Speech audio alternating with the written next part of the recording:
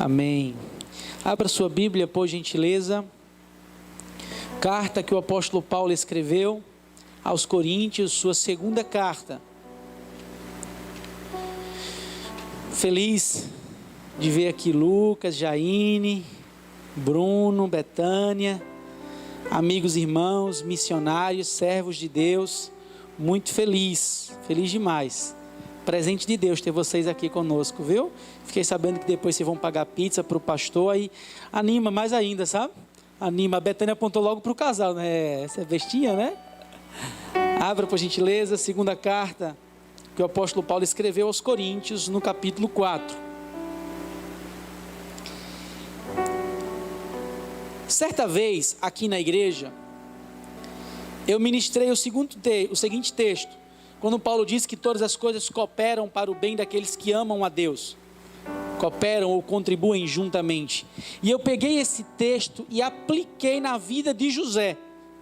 De forma prática, nós observamos que aquilo que Paulo fala é verdadeiro.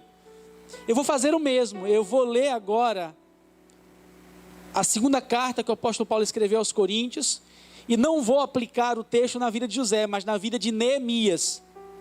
Acho que é a terceira vez que eu prego sobre o texto de Neemias, mas eu nunca prego os mesmos versos, o mesmo capítulo.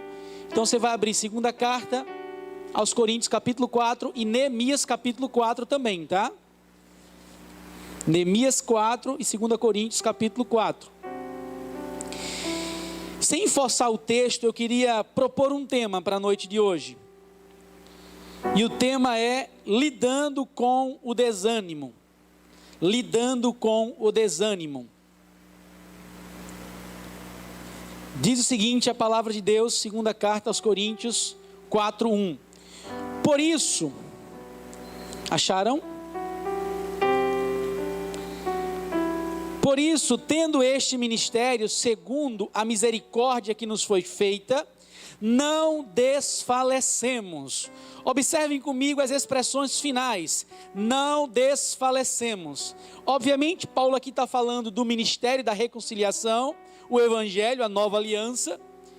E ele vai falar que a labuta ministerial, o cotidiano de ser cristão, de ser servo de Deus, inevitavelmente pode trazer algumas dificuldades, alguns sofrimentos. E ele diz, não desfalecemos neste caminhar cristão. Em especial aqui ele usa a expressão ministério. Irmãos, é bem verdade que a palavra no original, quando se refere a desfalecer, significa enfraquecer-se, significa desanimar, desmaiar. Quando uma pessoa passa mal, sua pressão cai, e ela perde todas as forças do corpo, o que acontece com ela? Ela desmaia.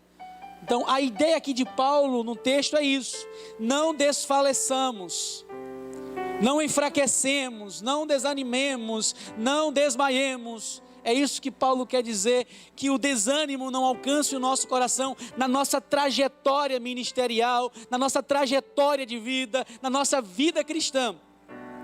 E a mesma expressão Paulo a usa no verso 16. Observem aí ainda no capítulo 4, verso 16 ele usa a mesma expressão. Por isso não desanimemos, pelo contrário, mesmo que o nosso homem exterior se corrompa, contudo, o nosso homem interior se renova de dia em dia.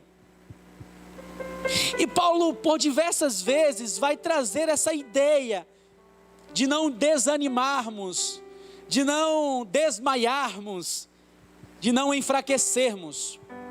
E às vezes Paulo vai dizer que isso pode acontecer por causa do que acontece com outras pessoas que amamos. Exemplo, se algo acontecer com o Pedro, inevitavelmente eu vou ficar triste, eu vou desanimar porque algo de ruim aconteceu com ele. Já oro para que não aconteça, viu, Ceissa? E ele vai dizer o seguinte, Efésios capítulo 3, verso 13. Observem o que ele vai dizer. Portanto, vos peço que não desfaleçais nas minhas tribulações, O que é que ele diz? Olha, as coisas ruins que me acontecem, minhas tribulações, eu não quero que vocês fiquem tristes por isso, não desanimem por minha causa. Paulo sabia que é possível a gente desanimar quando acontece algo com quem nós gostamos, com quem nós amamos. A perda de um ente querido, de um membro da nossa igreja. E Paulo sabia disso, por isso que ele diz, olha, quando acontecer algo de ruim comigo, não desanimem, não desfaleçam, continuem caminhando. Irmãos, é possível também que a gente desanime na nossa relação com Deus, é possível. Lucas capítulo 18, verso 1, e contou-lhes também uma parábola sobre o dever de orar sempre e nunca desfalecer.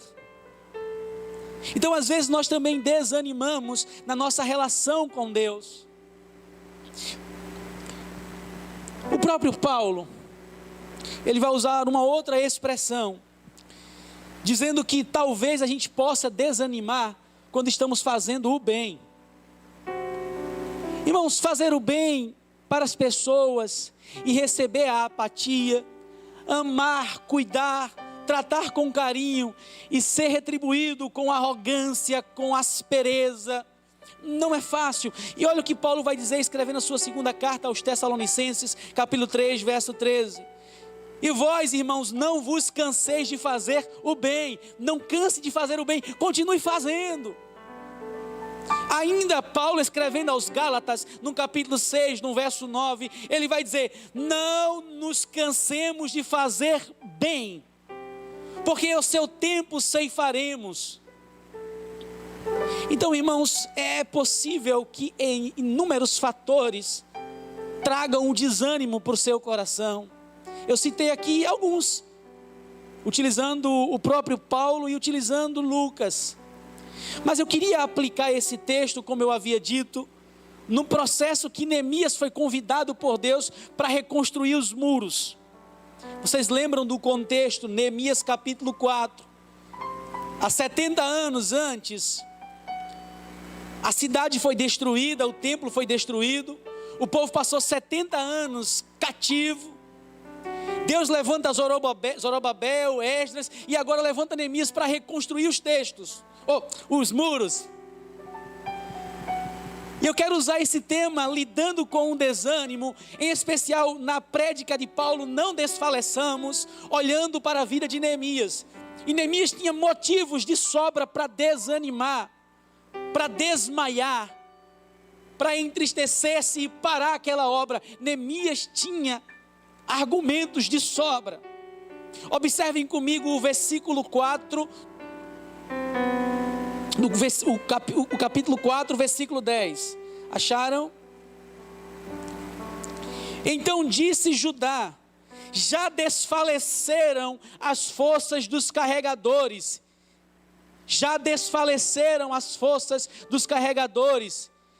e os escombros são muitos, de maneira que não podemos edificar o muro. O que acontece aqui, irmãos? Estes homens, eles estão trabalhando arduamente. Eles já estão aqui aproximadamente há 52 dias trabalhando. Mais de um mês trabalhando. E de repente eles começam a desfalecer. Desfaleceram as forças.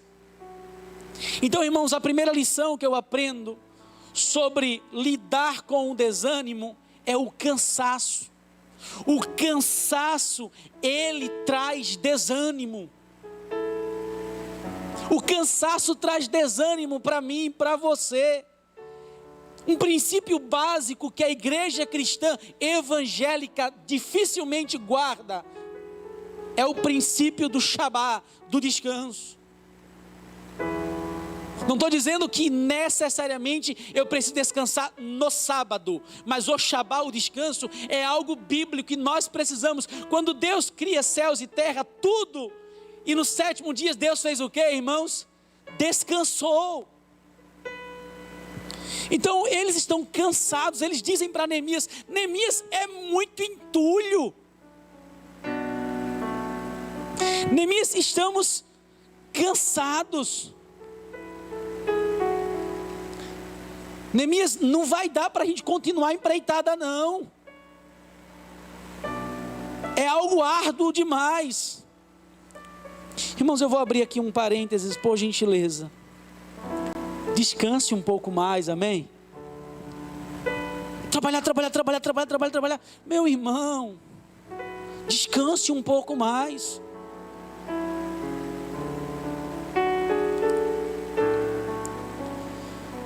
Por favor, às vezes desligue a internet. Desligue todos os meios de comunicação da sua casa. Desligue tudo. Viva um momento de solitude com sua família. Não de solidão, de solitude. Você, seus filhos, suas filhas, seu esposo, sua esposa. E descanse. Deite. Sabe, o cansaço traz desânimo, irmãos. Olha, quando estamos cansados, nos tornamos mais vulneráveis, psicologicamente e fisicamente falando. Qualquer valentão cansado vira num covarde.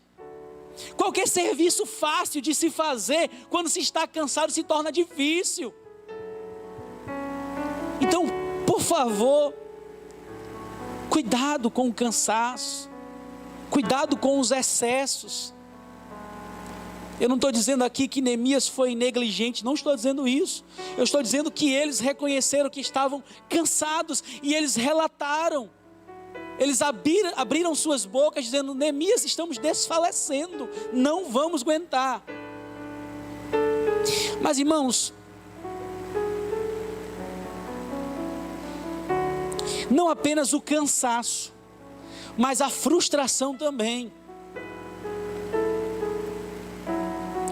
O povo está lidando com uma situação muito difícil aqui, viu? Havia muito lixo. Quem aqui já fez reforma?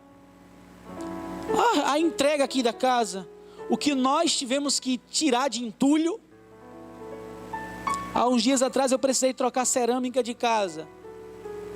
Foi muito mais custoso tirar um entulho, a cerâmica velha, do que colocar a nova.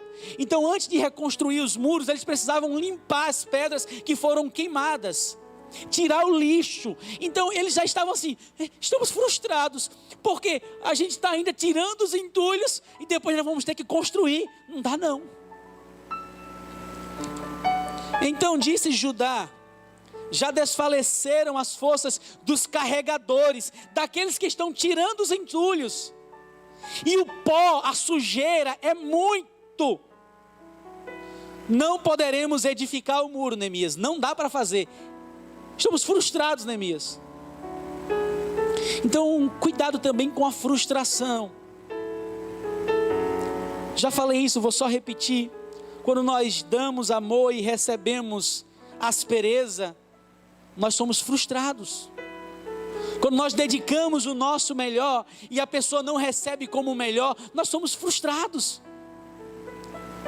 Quando nós dedicamos as nossas vidas aos nossos lares e não há minimamente um reconhecimento, nós ficamos frustrados. E automaticamente a frustração traz o desânimo. Eu estou para ver uma mulher que não é bem reconhecida, que não é bem elogiada pelo marido, que não é bem tratada em casa por tudo que ela faz no seu lar, e ela ainda assim fica com um ânimo: que lindo ser destratada, ser desmerecida, eu até trabalho com mais ânimo. Estou para ver quem é essa, meu irmão. Então a gente precisa aprender a lidar com as frustrações, porque senão a gente desanima. É por isso que todo o nosso serviço deve ser prestado a Cristo Jesus, primeiro a Ele, porque Ele nunca vai nos frustrar, Ele nunca vai nos decepcionar. Eu sempre gosto de citar a mulher, porque eu nunca vi um ser humano para desenrolar e para trabalhar do que a tal da mulher. É ligação, é menina, é prato, é casa, é cozinha, é fogo. O homem maior tem na ligação, não sabe nem fazer outra coisa. E outra coisa, viu? Ter a ligação e já se embanana com o que está fazendo. Então, a frustração também traz desânimo. Então, lide com as frustrações, sabe, da vida. Saiba lidar. Irmãos, não apenas o cansaço, a frustração, mas a falha. Isso, a falha. Quem aqui é perfeito? Ninguém levantou a mão. A falha ou o medo de falhar são uma porta para o desânimo. Imagine só a situação ainda no verso 10. Muito entulho, cansado, vamos falhar. Não vai dar certo essa empreitada. Não vai dar certo. Eles achavam que iam falhar. Eles achavam que não eram capazes de fazer aquilo. E outra coisa, irmãos, eles estavam no meio do caminho, viu? Daqui a pouco eu vou ler aqui. Eles estavam no meio do caminho. Olha, pense num lugar ruim para se estar, é no meio do caminho. Porque você olha para trás, você andou só a metade. Você olha para frente, ainda tem a metade para andar. Estavam aqui, gente, frustrados. E o sentimento de impotência, eu falhei, não vai dar certo. Vocês sabem que eu gosto de ficar reiterando, né? Não apenas o cansaço, a frustração, a falha, mas o medo também. O medo traz, gente, desânimo. O medo traz desânimo. Vou abrir outro parênteses. No versículo 11, eles narram para Neemias o medo. O medo não era apenas a frustração de errar, a quantidade dos entulhos que eles tinham que carregar, a empreitada grande de construir os muros, o medo também dos inimigos. Eles estavam preocupados porque eles pensavam assim: em qualquer momento os inimigos entram aqui, Sambalate, Tobias, Gesem, etc. Eles entram aqui e eles destroem a gente. Então eles estavam com medo. Imagine você aí trabalhando com medo, se não dá um desânimo. Quem é que trabalha com medo alegre? Eita, que medo bom, chega... Não, irmãos, o medo traz desânimo. Lembram que eu falei que vou abrir um parênteses? A situação é real do nosso sofrimento. Estamos perdendo pessoas. Deus chamou o irmão Paulo, o pai da Leia. Deus chamou a irmã Graça, a irmã Cris. Nós estamos vivendo, estamos percebendo que nada disso é mentira, é real. Mas por outro lado, existe um grupo querendo impor medo à igreja, querendo nos colocar no canto da parede, para que o desânimo inunde o nosso coração. Nós não podemos permitir que o desânimo, que o medo nos paralise como igreja, não. Enquanto nós estamos aqui, tem mais de 50 pessoas em casa agora acompanhando da nossa igreja, sendo revigoradas pelo Espírito. E aí vem A, quer fechar a igreja, B quer fechar a igreja. Nós vamos continuar avançando enquanto Jesus nos mandar, amém, irmãos? Vamos chorar, vamos sofrer, vamos. Irmãos, eu queria uma pílula, viu, Germana? Uma pílula que eu pudesse tomar e que eu não pudesse me envolver emocionalmente com os extremos da vida. Quando alguém morre, o pastor chora também. Eu não estou advogando em causa própria, tá? É porque eu conversei com alguns pastores esses dias. Por isso que eu pedi oração hoje pelos pastores. E nós somos bem cuidados por esta igreja. Não estou advogando em causa própria. Quando alguém nasce, o pastor se alegra. Quando alguém morre, ele se alegra também. Quando alguém está no hospital, o pastor fica triste. Quando é curado, o pastor também fica alegre. E a gente se envolve com esse misto de sentimento. E às vezes gera também em nós o medo. Não assisto televisão, vocês sabem disso. Não assisto, graças a Deus. Mas liga a televisão, que é o povo só impondo medo, terror, pavor. Falo isso com muito carinho, com muito respeito. Eu prefiro morrer tentando. Eu prefiro morrer lutando. Eu prefiro morrer, sabe, batalhando, do que entregar os pontos, do que ficar em casa com a boca escancarada, cheia de dente, esperando ela chegar. Eu estou dizendo que você que não pode sair é para sair? Não estou dizendo isso.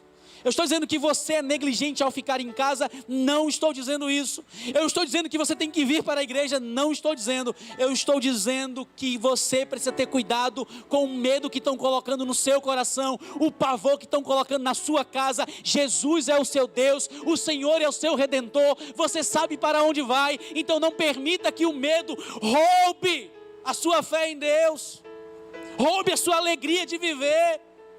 Não permita que o medo traga desânimo para a sua casa. Senão vai estar eu, gente, todo dia de cabeça baixa. Uma angústia terrível.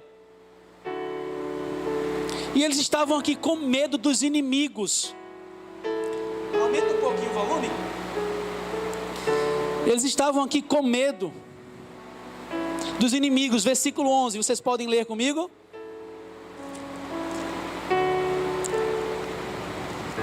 Disseram, porém, os nossos inimigos: nada saberão disto, nem verão, até que entremos no meio deles e os matemos.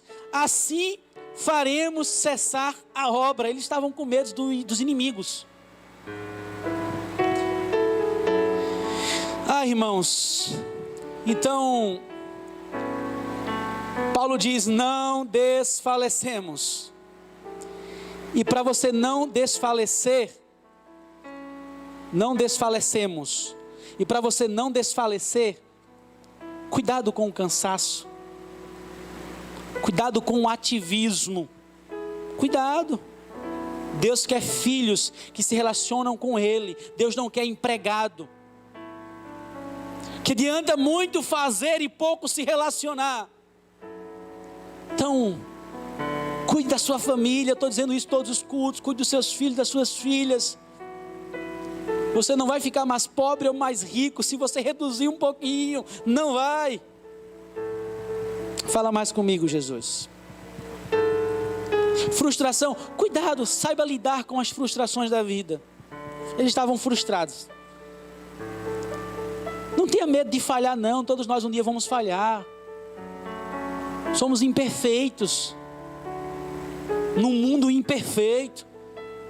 Mas nós servimos a perfeição que é Jesus. Cuidado com o medo excessivo. Esses dias eu conversava, não lembro com quem foi. E eu dizia: você acha que eu não tenho medo que minha esposa morra, que meu filho morra? Você acha que eu não tenho medo de fazer um culto fúnebre de um filho, de uma esposa? Tenho, e muito.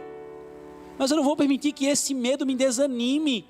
Eu não vou permitir que esse medo me impeça de ir para um culto fúnebre, de visitar uma pessoa. Eu não vou, eu me recuso deixar que o medo traga desânimo para o meu coração. Por mais que não estamos, né, passando por dias fáceis. Cada semana é uma pancada que a gente leva. E Deus me disse isso: Embley, não tema, não se preocupe. Tá, irmãos, mas eu falei também que iria trazer algumas lições como lidar, né? Eu estou trazendo aqui circunstâncias que geram o desânimo, mas eu quero trazer apenas 3 liçõezinhas sobre como lidar com a frustração, com o desânimo, assim melhor dizendo. Leiam aí comigo o versículo 9. Porém nós o que, irmãos? Porém nós o que, irmãos? Quer lidar bem com o desânimo? Ore mais. Clame a Deus, clame ao Senhor. Eu não estou dizendo, viu, Lucas, que o crente que ora, que lê Bíblia não pode desanimar. Não estou dizendo isso. Viu, Bruno? Não é isso que eu quero dizer. Mas normalmente quando nós estamos desanimados, nós estamos distantes de Deus, normalmente. Estamos orando pouco, estamos buscando pouco, estamos lendo pouco, estamos literalmente distantes de Deus. E aí a lacuna que abre para o desânimo entrar. Então clame a Deus. Sabe, gente, essa é a primeira coisa que devemos fazer e normalmente fazemos como última. Quer ver um exemplo? Oramos muito quando alguém está à beira da morte, não é verdade? Mas não oramos quando a pessoa está bem. Oramos muito quando o cadastro está apertado e a pedra está no sapato. Mas quando tudo está bem, oramos pouco. E o que é que Jesus vai dizer? Olha, entrem no quarto de vocês, fechem a porta e orem em secreto, que o Pai secretamente responde. Quer vencer o desânimo, meu irmão? Busque comunhão com Deus, busque orar, busque, sabe, a Deus de inteireza de coração, com todas as suas forças. O Bruno acompanhou. Quantos anos, Bruno, trabalhamos juntos na Cristolândia, desde Pernambuco? Você está quanto tempo hoje no projeto? Você está com 5 anos no projeto, né? Eu cheguei lá em Itacaimbó em 2010. Você chegou em 7 anos. 2015, não foi? Quase 9 anos. E, irmãos, nós aprendemos a fazer muito. Nós aprendemos a executar muito, mas a orar pouco. O ativismo. Então, está desanimado, está difícil, ore mais. Buscar-me-eis e achar-me-eis quando me buscar de todo o vosso coração. Mas não apenas, irmãos, a oração. E é isso que eles dizem, porém, versículo 9, nós oramos ao nosso Deus como proteção, pusemos guarda contra eles de dia e de noite. Nós oramos, nós vigiamos, nós fazemos a nossa parte. Um bom caminho, irmãos, para se orar é orar e ler a Bíblia, em especial os Salmos. Os Salmos, eles trazem, sabe, muitas experiências de luta, de desânimo, de choro a noite toda e de alegria pela manhã. É muito gostoso ler os Salmos. Mas uma outra forma de lidar com o desânimo é a perseverança, é perseverar, é perseverando. Aí, como assim, pastor? Eu estou desanimado, eu vou perseverar. Vocês vão entender o que eu estou dizendo agora, tá? Quando nós estamos desanimados, o que é que nós pensamos em fazer? Desistir. O primeiro sentimento que vem no nosso coração quando estamos desanimados é o quê? Desistir.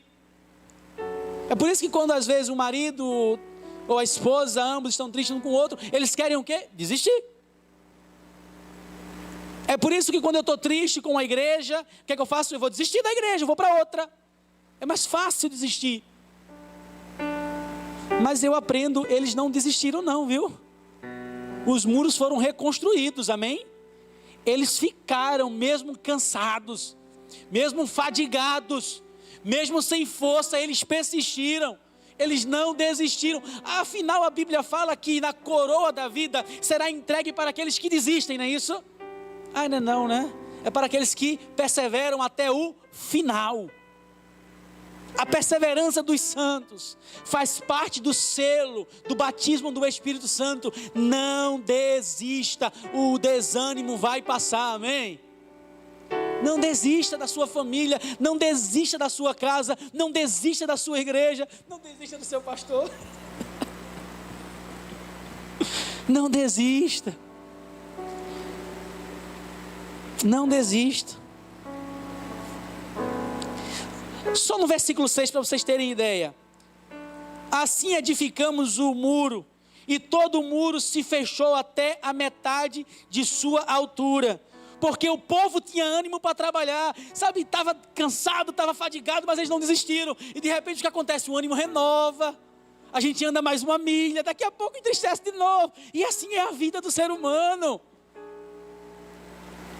É tudo na simplicidade. Às vezes as pessoas estão em casa ou aqui, mas rapaz, é a mesma coisa o culto, é a mesma coisa, porque Deus é glorificado na simplicidade. É dia após dia vindo para a casa dele, ou acompanhando em casa aqueles que podem vir.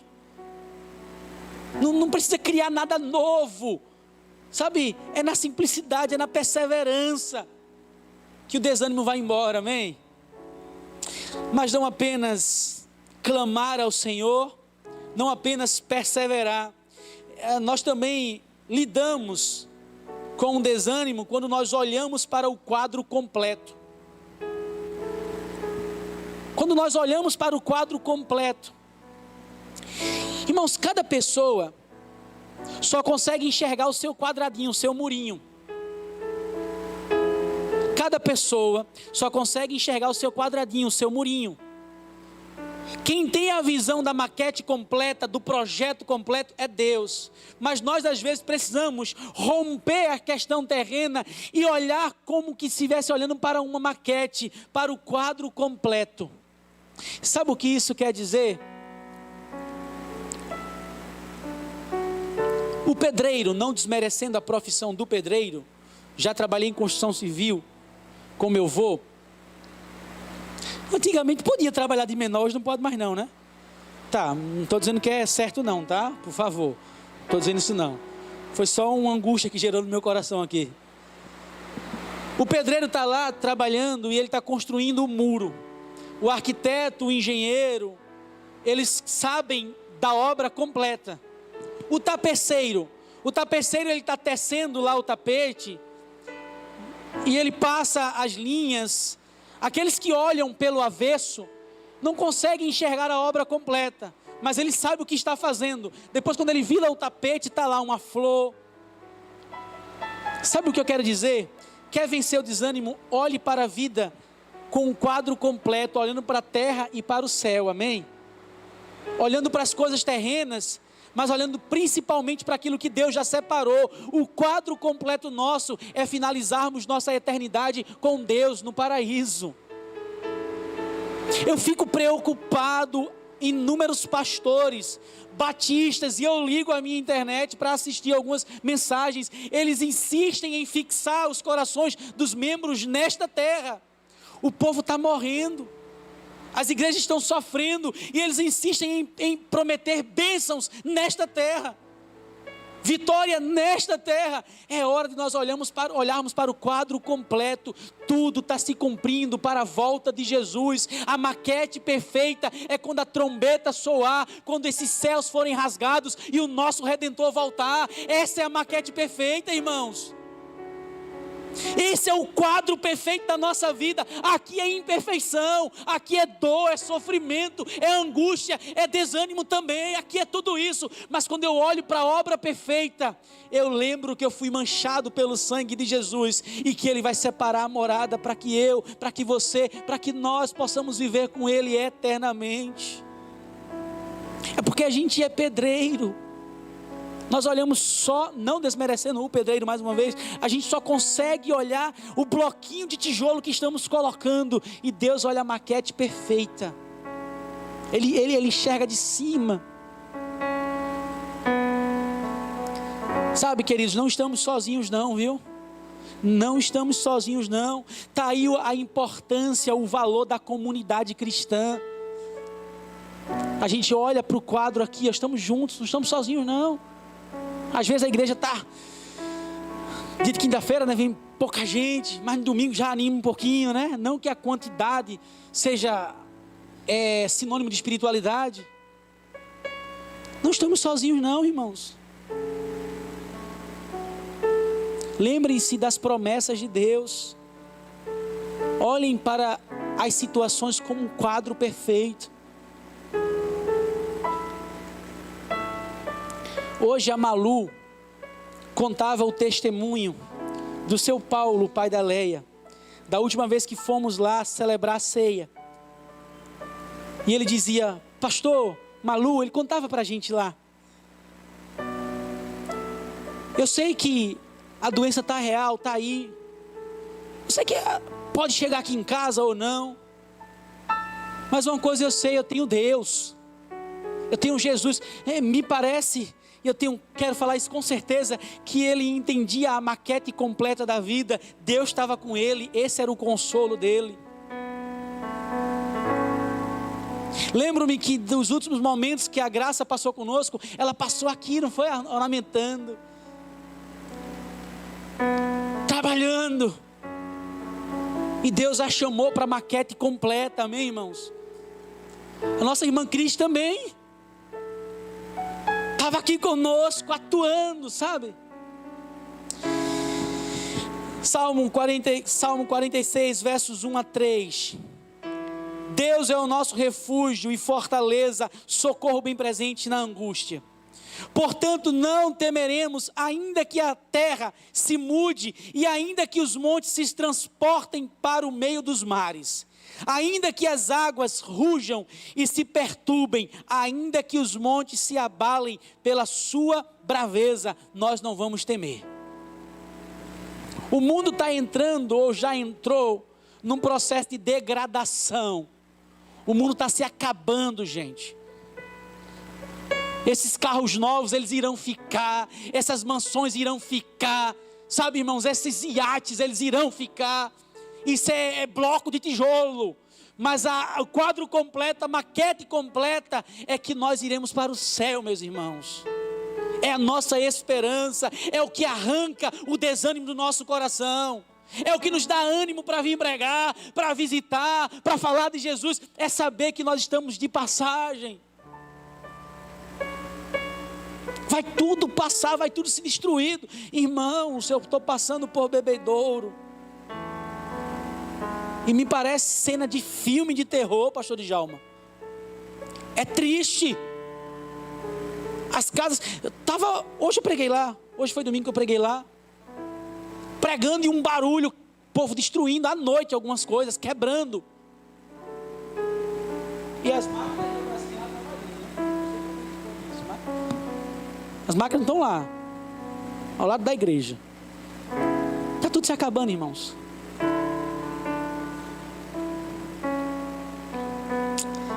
Mas a nossa garantia está no Senhor Jesus, amém? Vamos continuar colocando os blocos no murinho que Deus mandou a gente colocar, amém? Mas lembrando, a maquete perfeita, o quadro completo, é quando Ele voltar e nos levar para que possamos morar com Ele eternamente. Espero que dê tempo de casar, viu? Lucas, Jaine, espero que dê tempo de casar, viu? Lucas levantou a mão assim, amém, Jesus, espera, Senhor, só mais um pouquinho. Eu sei que o negócio está ruim, mas espera só mais um pouquinho, Jesus. Quero finalizar, irmãos, quero finalizar. Deus falou com você? Você está em casa, Deus falou com você? Espero que sim, Deus falou comigo. Eu queria encontrar essa pílula para não me envolver emocionalmente com as coisas que acontecem. Quando o irmão se desvia da igreja, eu fico triste, irmãos. Quando o irmão diz, olha, não vou mais, olha, eu estou indo embora, eu estou pedindo carta para outra igreja, até eu fico tranquilo, porque está ainda no caminho de Jesus, né? Beleza. Mesmo sabendo que o irmão vai para o céu, quando parte, dá uma dorzinha no coração, irmãos. Falei isso para vocês, não foi que num só dia, semana retrasada, foi passada, eu fui para um velório na manhã e para um casamento à noite. Se não é olhar o quadro completo, irmãos, a gente desanima. Mas ainda bem que o quadro completo, Jesus já garantiu, amém? Vamos louvar a Deus?